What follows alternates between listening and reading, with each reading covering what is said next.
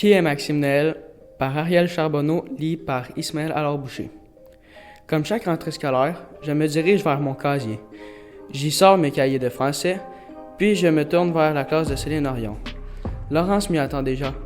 Quelques minutes après le début du cours, l'enseignante annonce l'activité du jour. C'est un jeu que l'on fera à l'ordinateur. Tous les élèves s'installent avec leur portable et moi de même. J'y entre mon adresse courriel ainsi que mon mot de passe et j'attends. L'ordinateur affiche à l'écran « Bienvenue Maxime Noël ». Je ne suis pourtant pas sur un autre compte. Il s'agit bien du mien. Je pense donc que c'est une mauvaise connexion sur le portable. Ce n'est que quelques instants plus tard que je comprends que ce n'est pas uniquement mon portable qui affiche un message à l'écran. « Qui est Maxime Noël ?» marmonne William. « Cet élève aurait-il oublié de se déconnecter ?» réplique Noémie en fixant son écran. C'est alors évident. Il y a un gros bug sur le réseau informatique de l'école ESJN. Qui est cette personne? Pourquoi son nom est-il inscrit sur tous les ordinateurs? Veut-elle nous faire du mal? Toutes ces questions restent sans réponse dans la tête des élèves de l'école. Les directeurs ont restreint tous les ordinateurs. La police enquête sur ce possible piratage informatique. Cela tombe bien, je m'y connais bien en piratage.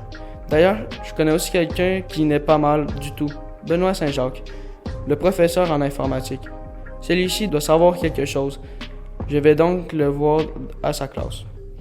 Non, non, non. Toute cette histoire est confidentielle et n'a aucun lien avec vous, dit Benoît, nerveusement. Je lui réponds. Mais je m'y connais, je peux vous venir en aide. Je ne reviendrai pas sur mes paroles, dit-il d'un ton sec en remontant ses lunettes. Je sens qu'il me cache quelque chose, une information qui m'aidera à comprendre la situation. S'il pense que je vais m'arrêter, je vais trouver qui est derrière cette mauvaise blague. Cette personne veut-elle nous faire une blague? Qui est Maxime Noël?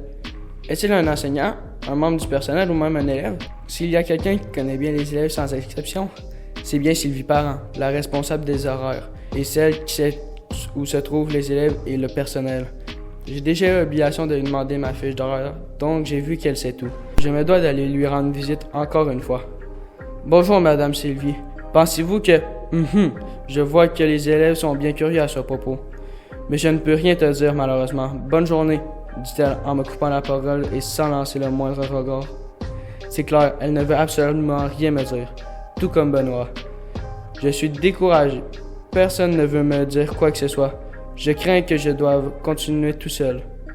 Alors, je vais me connecter au réseau de l'école avec mon cellulaire. Je cours me cacher dans un local de la bibliothèque. La petite pièce est sombre. Je m'assois dans un coin et j'ouvre mon cellulaire. Bienvenue Maxime Noël. Incroyable, ça marche même sur mon appareil. Je dois aller voir sur son compte ce qui se cache. J'ouvre l'application Teams.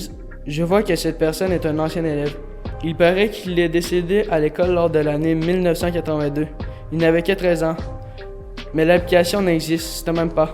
Peut-être qu'il nous hante. Mais pourquoi est-il décédé? Tout à coup, j'entends un bruit derrière mon épaule. Je me retourne lentement. Une vieille femme au dos bossu se tient devant moi. Prise de peur, je cours vers la poignée. Mais celle-ci ne s'ouvre pas. D'un coup, la vieille dame me dit « Savez-vous ce qui s'est passé le 4 mai 1982 ?» D'une voix rauque, elle continue. « Mon fils est décédé lors d'une escapade dans le sous-sol de l'école. Dans ce temps-là, je ne travaillais pas encore à l'école. » Vous avez piraté le réseau d'informatique de l'école? Dis-je. Elle avance encore un peu plus près. Oui, l'école a fermé les yeux sur cet incident. Mon fils ne méritait pas de se faire oublier. Je ne voulais que lui rendre mémoire, faire savoir aux gens leur erreur. Tout à coup, la porte s'ouvre. La police entre et menotte la vieille femme. Vous allez le payer cher, je vais revenir, crie-t-elle avant de partir pour de bon. L'école arrange les appareils et tous les ordi. Les élèves finissent par savoir ce qui s'est passé.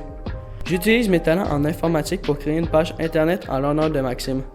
La page se nomme Maxime Noël, l'élève oublié de tous. Maintenant, il ne sera plus jamais oublié.